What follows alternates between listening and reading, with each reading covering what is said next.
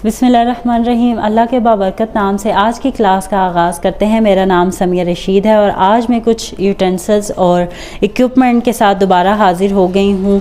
कुछ हमने पहले डिस्कस किए थे, कुछ हम आज डिस्कस करने लगे हैं। उम्मीद करती हूँ कि हमने पहली क्लास में जो डिस्कस किए थे वो सब आपको समझ आए होंगे। तो आज की क्लास का आगाज़ कर देते हैं। सबसे पहले आपको दिखाना चाहती हूँ ये बटर पेपर। ये बटर पेपर जो है वो आपकी बेकिंग में बहुत ज़्यादा इम्पोर्टेंस रखता है, बहुत ज़्यादा इम्पोर्टेंस रखता है। आप इसके बग़ैर कुछ भी बेक करेंगे तो आप जितनी मर्ज़ी एहतियात करें, मैदा डस्ट करें, ऑयल करें, ग्रीस करें, अगर आप बटर पेपर का इस्तेमाल नहीं करेंगे तो आपका कोई भी स्पॉन्ज, केक, कुछ भी आप बना रहे हैं वो कहीं ना कहीं मोल्ड के साथ जो है वो उतरने में दिक्कत करेगा और वो आपकी केक की शेप को, स्पॉन्ज की शेप को ख़राब करेगा। तो उसके लिए हम ये बटर पेपर जो है वो यूज़ करते हैं और ये वाला बटर पेपर जो है वो रीयूज़ हो सकता है अगर आपने एक ही काम के लिए दोबारा करना है। लेकिन उन कामों में जैसे आप इसके ऊपर कुकीज़ वगैरह बेक कर रहे हैं, चिकन ब्रेड बेक कर रहे हैं, तो एक ही दिन में आप इसको यूज़ कर सकते हैं 2 से 3 दफ़ा। अदरवाइज़ ये डिस्पोजेबल इस लिहाज से है कि आप एक दफ़ा यूज़ करेंगे दोबारा ये यूज़ के काबिल नहीं होगा। अब इसके बाद हम बात कर लेते हैं क्लिंग फिल्म की। बेसिकली इसको क्लिंग फिल्म कहते हैं, जिसको आम ज़बान में मैंने लोगों को ये भी सुना है कि भाई चीज़ों को ढांपने वाला प्लास्टिक जो होता है, लेकिन इसका जो नाम है वो है क्लिंग फिल्म। क्लिंग फिल्म ये है और बेसिकली आप कुछ भी क्रीम बीट करते हैं, चॉकलेट मेल्ट करते हैं, कुछ भी, तो हाइजीन हम पढ़ते हैं, तो हाइजीन का ख्याल रखते हुए आपने उस चीज़ को ढांपना होता है। उसको ढांपने के लिए आप जिस चीज़ का यूज़ करते हैं वो ये है, जिसको कहते हैं क्लिंग फिल्म। ये है प्लास्टिक का रैपर होता है जो बहुत आपके बाउल को बहुत अच्छे तरीके से कवर कर देता है। इसका नाम क्लिंग फिल्म है, इसका नाम है बटर पेपर। ये 2 चीज़ें हैं जो बहुत ज़रूरी और बड़े इंपॉर्टेंट पार्ट है आपकी बेकरी का। अब इसके बाद हम बात कर लेते हैं कूलिंग रैक की। कूलिंग रैक के बारे में हमने पढ़ा है कि मुख्तलिफ़ साइज़ में होता है, राउंड होता है, स्क्वायर होता है, रेक्टेंगल होता है, डबल ट्रिपल टायर होता है। बड़ी बेकरीज़ में जो यूज़ होता है, हम नॉर्मली स्टैंडर्ड साइज़ का काम करते हैं जो होम बेकर्स होते हैं या जिनकी नॉर्मल शॉप होती है, जिसमें तो वो मुख्तलिफ जो है वो बहुत या सिखाने के लिए, जैसे ये मैंने रखा हुआ है तो सिखाने के लिए जो है वो ये वाला जो है वो मैंने कूलिंग रैक लिया। ये बड़ा मजबूत कूलिंग रैक होता है, ये हल्का नहीं है, ये वज़न में काफ़ी भारी है। और इसके साथ ये देखें हैंडल्स, हम इसको मैं रख दूंगी तो जो भी चीज़ मैं गर्म इस पे बेक करके रखूंगी तो उसमें हवा का एयर जो है ना वो पास आउट होगी और डायरेक्ट जो है वो ज़मीन के साथ, बेसिकली हमने अपनी गर्म बेक की हुई चीज़ को नहीं रखना होता ताकि वो नमी छोड़ के ख़राब ना हो जाए। तो ये कूलिंग रैक है। अब इसके बाद हम आ जाते हैं कटिंग बोर्ड के ऊपर। कटिंग बोर्ड मुख्तलिफ़ कलर्स के होते हैं, मुख्तलिफ़ कलर्स होते हैं, लेकिन जो बेकरी में ख़ास तौर पे कलर यूज़ होता है और जो यूनिवर्सल कटिंग बोर्ड का कलर है वो है वाइट कलर। और ये वाला जो कलर है ये वाइट कलर का कटिंग बोर्ड है जो आप चीज़ के लिए, वेजिटेबल्स और जितना आपने बेकरी का काम करने के लिए, आप कुछ गार्निशिंग करने के लिए, चॉकलेट वर्क, कुछ भी आपने करना होता है, फ्रूट की कटिंग करनी होती है तो उसके लिए आप कटिंग बोर्ड का इस्तेमाल करते हैं। तो ये वाला कटिंग बोर्ड आप यूज़ करेंगे। इसमें वुडन में भी कटिंग बोर्ड होता है, लेकिन प्रेफरेंस आपने किसको देनी है, इस प्लास्टिक के हैवी कटिंग बोर्ड को, कि जिस पे आप जब कटिंग करें तो आप अच्छे से कर सकें और इसको जब वॉश करें तो ये वॉश भी हो जाए। अब हम आ जाते हैं, मैंने आपको प्लास्टिक के बाउल्स दिखाए थे और स्टील के बाउल्स रह गए थे। ये बहुत बड़ा, इस पर आपने हंसना नहीं है, तो मेरे पास ये 3 डिफरेंट साइज़ मौजूद थे और मैंने ये समझा कि ये आपको मैं ज़रूर बता दूँ कि स्टील वाले बाउल्स जब यूज़ होते हैं तो बेकरी में इस लेवल के बड़े वाले बाउल्स यूज़ होते हैं। छोटे नॉर्मल इन लेवल के बाउल्स का इतना ऐसा कॉन्सेप्ट नहीं होता अनटिल अनलेस कि आपने छोटे पैमाने पे कोई काम करना है, कुछ चीज़ बच गई है उसको सेव करने के लिए रखना है, तो तब इस तरह के बाउल्स यूज़ होते हैं। तो ये स्टील वाले बाउल्स हैं जो मुख्तलिफ साइज़ में होते हैं, जिनमें आप कुछ भी विप क्रीम बीट कर सकते हैं। आप इनके अंदर डबल बॉयलिंग पे कोई भी काम आपने करना है तो वो आप कर सकते हैं। तो ये मुख्तलिफ जो है वो ये मुख्तलिफ 3 साइज़ के मेरे पास एक स्टील के बाउल्स थे इस सेट में, तो ये मैं आपको दिखा दिए हैं। प्लास्टिक के मैं आपको पहले ऑलरेडी दिखा चुकी हूँ। अब हम बात कर लेते हैं टर्न टेबल की। टर्न टेबल की बात जो है वो आपने बहुत ही गौर के साथ सुननी है, ये आपके लिए बहुत फ़ायदा मंद होगी कि इस वक्त जो मैं आपको दिखा रही हूँ ये 2 टर्न टेबल हैं। एक प्लास्टिक का टर्न टेबल है, एक मेटल का टर्न टेबल है और ये बहुत हैवी है, कम से कम इसका वेट 3-3.5 किलो है।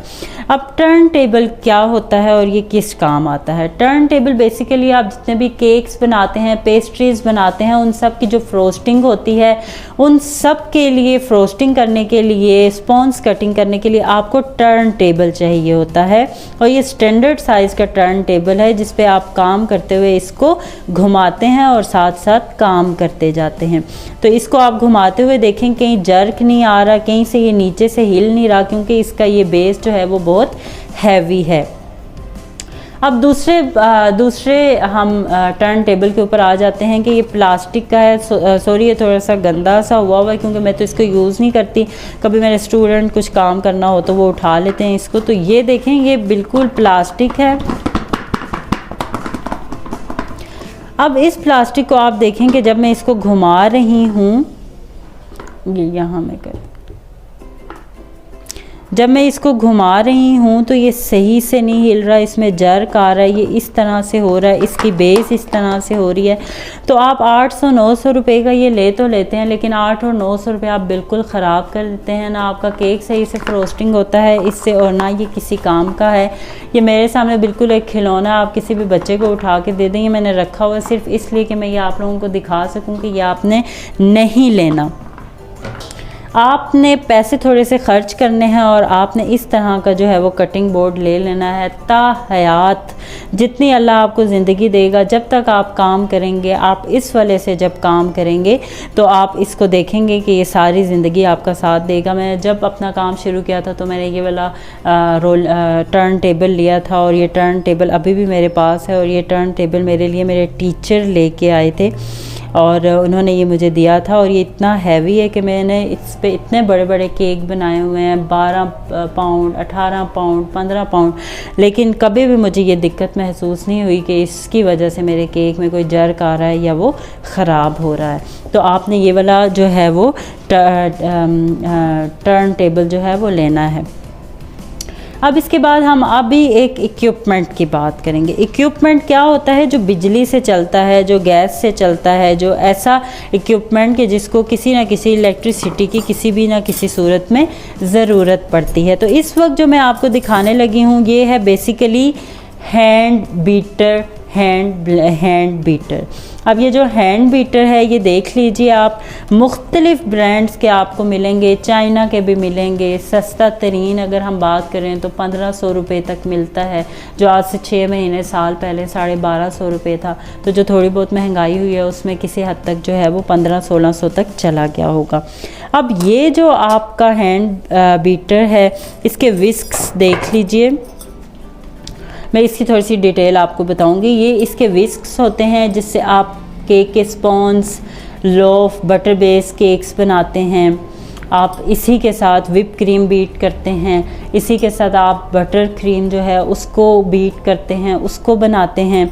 ये उसके लिए जो है वो यूज़ होते हैं। ये होते हैं बीटर के विस्क्स होते हैं ये, और ये वाले जो विस्क्स होते हैं ये इनको कहते हैं हुक कहते हैं। ये जो हुक होते हैं बेसिकली ये जब आप डो बना रहे होते हैं, आप फॉन्डेंट डो बनाएं, आप डोनट्स के लिए डो बनाएं, आप पिज़्ज़ा की डो बनाएं, तो उसके लिए जब आप आटे की शक्ल में, सिंपल इज़ दैट, आटे की शक्ल में आप कोई भी चीज़ बनाते हैं तो उसको मिक्सिंग के लिए आप ये हुक जो है वो यूज़ करते हैं। लेकिन एक बात मैं आपको ऑनेस्टली अपना रिव्यू दे दूं और हकीकत बात बता दूं कि आप डो वाली काम, अगर आपके पास आटा गूंदने वाली मशीन नहीं है, डो मिक्सचर नहीं है, तो आप इससे बिल्कुल भी ना करें, क्योंकि ये बहुत ज़्यादा ज़ोर लेता है डो, और उससे जो है वो आपकी मशीन की पावर पे असर होता है और ये बहुत जल्दी ख़राब होने के चांसेस होते हैं। तो आप डो जब हाथ से ही गूंदें तो वो आपके लिए बहुत बेहतरीन है। ये मोस्टली हम 90% जो है वो, मैं तो 100% यही वाले विस्क्स जो है वो इसके साथ यूज़ करती हूँ जब केक, स्पॉन्ज के बैटर्स और ये सब कुछ बनाना होता है। अब हम आ जाते हैं मशीन के ऊपर। अब ये जो है मशीन जो है वो मुख्तलिफ आपके पास जो भी है अवेलेबल है, लेना चाहते हैं। रिकमेंडेशन जो है वो आपके बजट के ऊपर डिपेंड करेगा कि आप बहुत अच्छा लेना चाहते हैं तो रिकमेंडेशन यही होगी कि फ़िलिप्स का लें। अगर आप 10,000 का बजट रखते हैं, आप लॉन्ग लास्टिंग काम करना चाहते हैं, आप सीख के सिखाना चाहते हैं, आप बिज़नेस करना चाहते हैं होम बेस्ड, तो उसके लिए अगर आप चाहते हैं कि आप एक ही दफ़ा बाय करें तो आपको फ़िलिप्स का ले लें, कैनवुड का लें। ये तो 2 ब्रांड्स जो हैं वो आंखें बंद करके रिकमेंडेड है अगर ओरिजिनल अच्छी जगह से आप लेते हैं। अब हम बात कर लेते हैं कि इसका हमारे पास लेवल्स होते हैं। अमूमन जो है वो कुछ हैंड ब्लेंडर्स के 4 तक जो है वो फुल लेवल होते हैं, किसी के 6 तक होते हैं। तो जैसे जैसे आप इसको लेवल बढ़ाते जाएंगे, आवाज़ आ रही होगी आपको, वैसे वैसे इसकी स्पीड बढ़ती जाएगी। अब ये जो इंजेक्ट वाला है इसमें बेसिकली ये आपको ये जो इसमें नज़र आ रहे होंगे हुक, तो इसी तरह इसमें भी हुक बने हुए हैं। तो आपने क्या करना है, आपने इसके हुक के साथ इसको ऐसे अटैच करना है। आपको आवाज़ आएगी तो ये मतलब लग गया। अब दूसरी की आवाज़ सुनिएगा।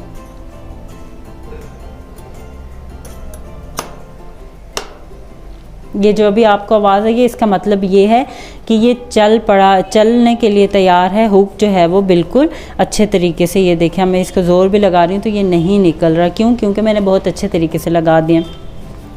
अब जब भी बीटिंग होगी हम इसको बीट करेंगे जिस लेवल पे मैं आपको हर रेसिपी के साथ बताऊंगी, मीडियम चलाएं, लो चलाएं, हाई चलाएं। तो हाई का मतलब है 5 और 6, मीडियम का मतलब है 3, 4 और लो का मतलब है 1 और थोड़े से ज़्यादा स्लो के लिए 2। तो इस तरह से आप इसको कवर करेंगे। तो अब आप ये बात देख लीजिए कि आपके ये जो बटन है इसको आपने कभी बीच में वैसे थोड़ी देर के लिए रोकना हो और 1 सेकंड के लिए कुछ ऐड करने के लिए, तो आप वही स्पीड चाहते हैं तो आप इस बटन को दबा सकते हैं। अब ये जो इंजेक्ट वाला बटन है बेसिकली जब आप इसको निकालेंगे आपका काम ख़त्म हो जाएगा। तो आप इसको ऐसे ज़ोर से पकड़ के नहीं निकालना, इससे आपका जो होल्डर है वो ख़राब होगा। ये जो इंजेक्ट वाला बटन है इसको आपने ऐसे दबाना है और आपने इसको जो है वो इस तरीके से निकाल लेना है। तो ये जो आपके विस्क्स हैं, हैंड विस्क के, वो इस तरीके से आसानी से निकल जाएंगे। तो ये मैंने आपको मशीन का बता दिया। एनएक्स की भी मशीन अगर आप एक बजट में रह के लेना चाहते हैं वो भी आप ले सकते हैं, वो भी बेहतरीन काम करेगी अगर आप उसको अच्छे तरीके से यूज़ करेंगे। तो अभी जो मैंने टूल्स और यूटेंसिल्स और इक्विपमेंट बताया, उम्मीद करती हूँ कि इन सब चीज़ों की आपको समझ आई होगी। आज की क्लास से इतना ही। अगर आपका कोई सवाल हो तो आप ग्रुप में लिख लीजिए, हम उसको लाइव या ग्रुप में उसका आंसर करके इस चीज़ के ऊपर डिस्कस कर लेंगे। इसके साथ ही समीर रशीद को इजाज़त दीजिए। अपना बहुत ख्याल रखिएगा। अल्लाह हाफिज़।